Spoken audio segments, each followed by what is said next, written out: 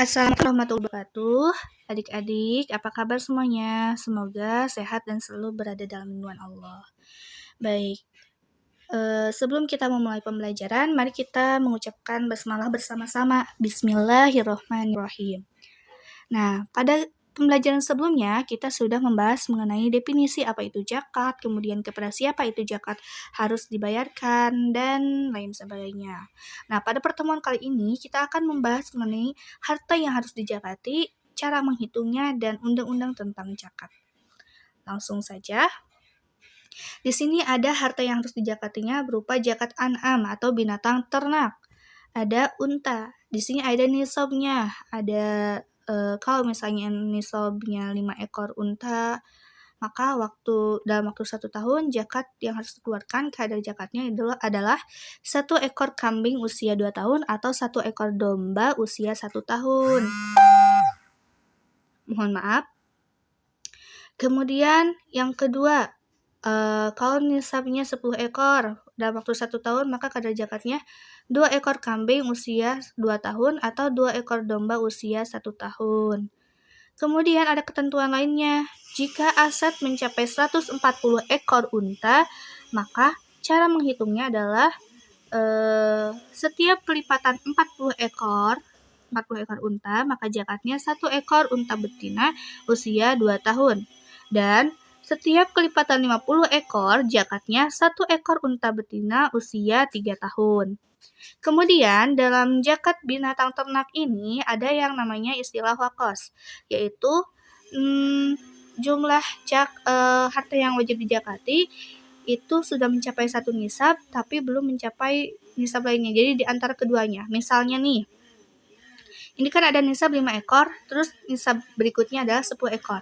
Terus gimana kalau yang punyanya itu 7 ekor, 6 ekor, 8 ekor, 9 ekor? Kan sudah mencapai 5 ekor unta, tapi belum mencapai 10 ekor unta. Maka yang perlu dijakatinya yang mencapai nisabnya itu. Berarti tetap 1 ekor kambing usia 2 tahun atau 1 ekor domba usia 1 tahun.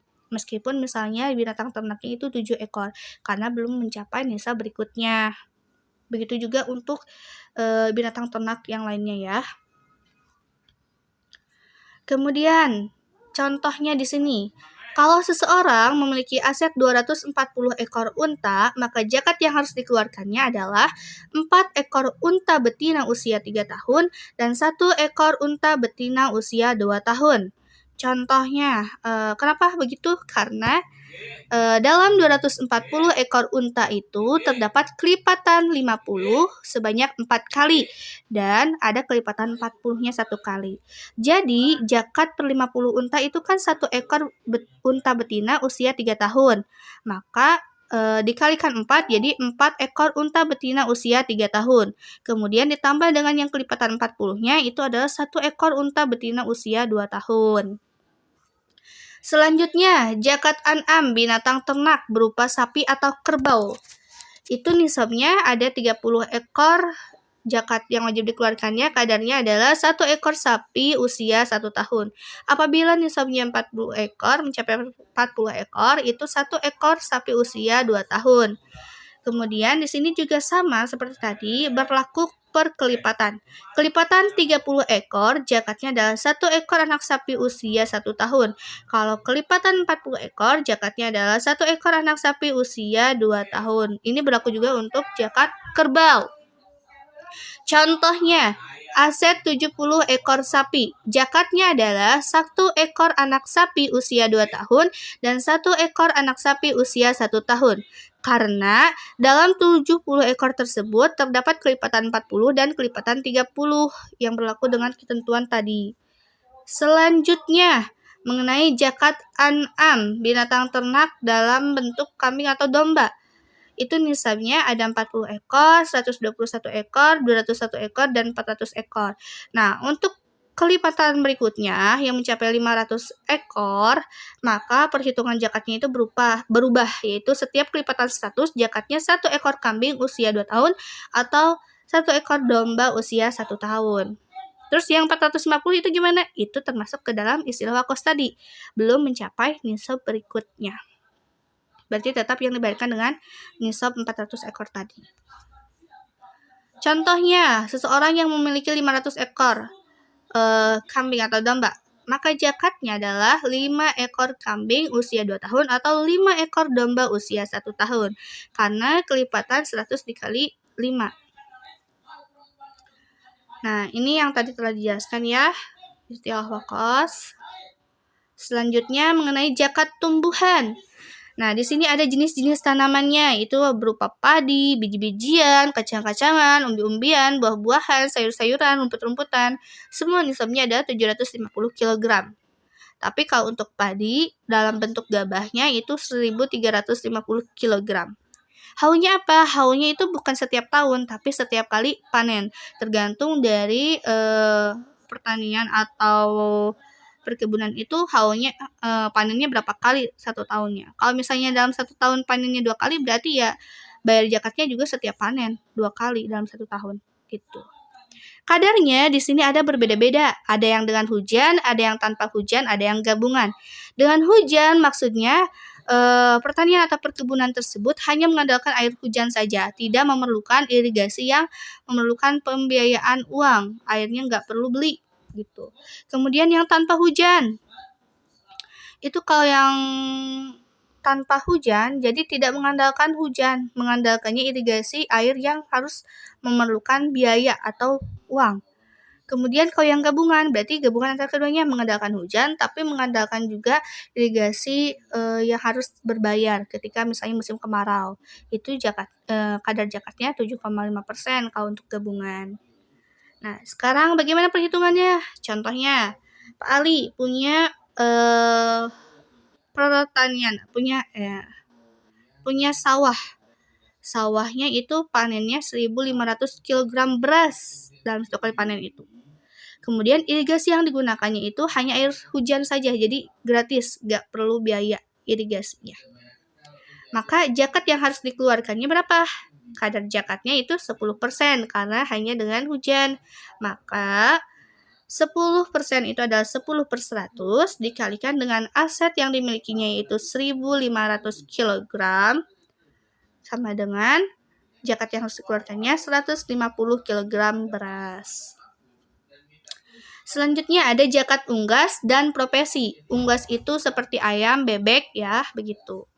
Jadi orang yang memiliki unggas atau memiliki profesi tertentu yang disamaratakan batas nisabnya itu dengan emas sebesar 93,6 gram dengan haulnya 1 tahun dan kadarnya 2,5%.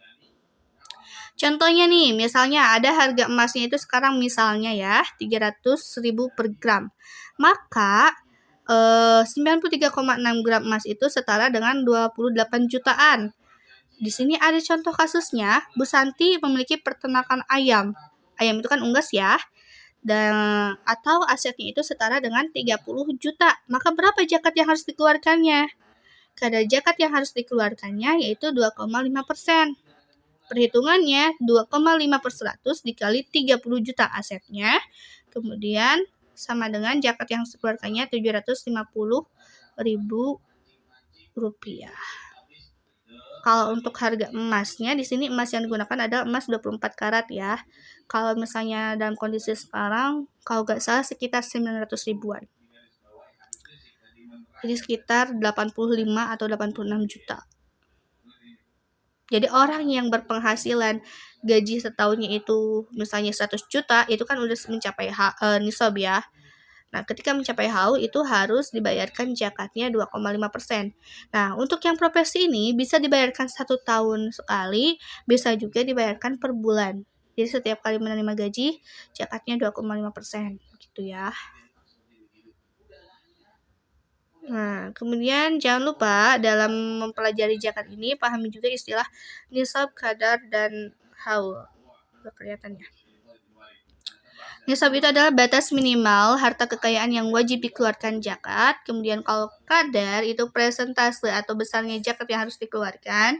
Adapun haul itu adalah waktu atau masa yang disyaratkan untuk mengeluarkan zakat terhadap harta yang dimiliki.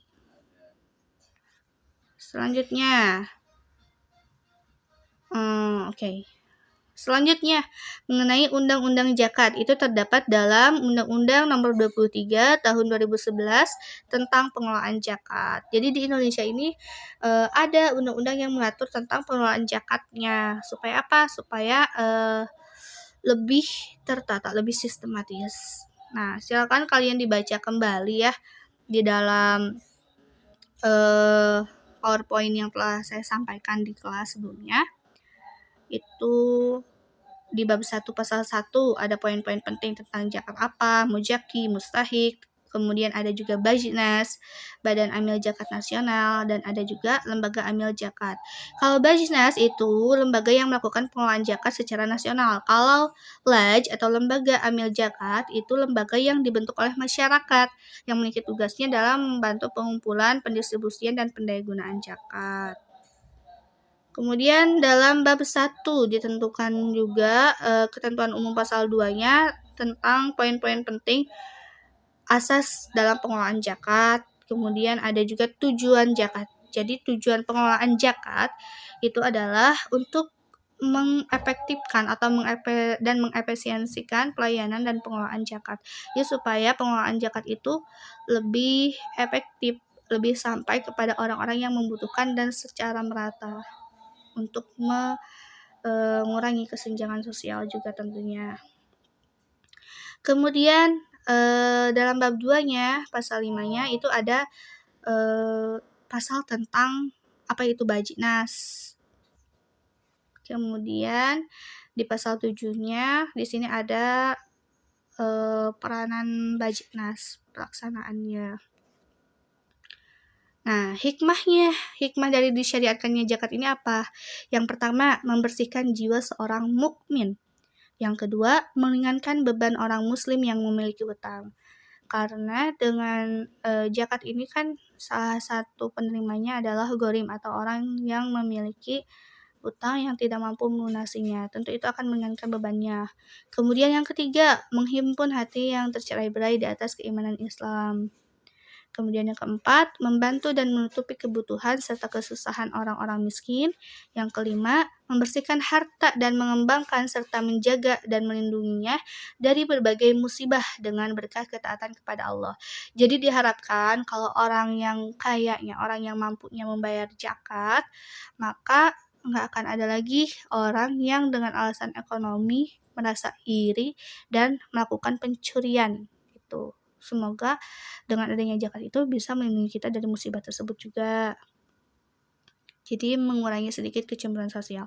Kemudian yang keenam, menegakkan kemaslahatan umum menjadi tiang tegaknya kebahagiaan dan kehidupan masyarakat. Jadi zakat ini dapat menegakkan kemanfaatan secara umum dan juga membuat kehidupan masyarakat lebih sejahtera. Oke. Terima kasih. Selanjutnya silakan kalian kerjakan soal latihannya, ada 10 soal. Kemudian ditulis di buku masing-masing dan dikumpulkan fotonya via WA grup ya.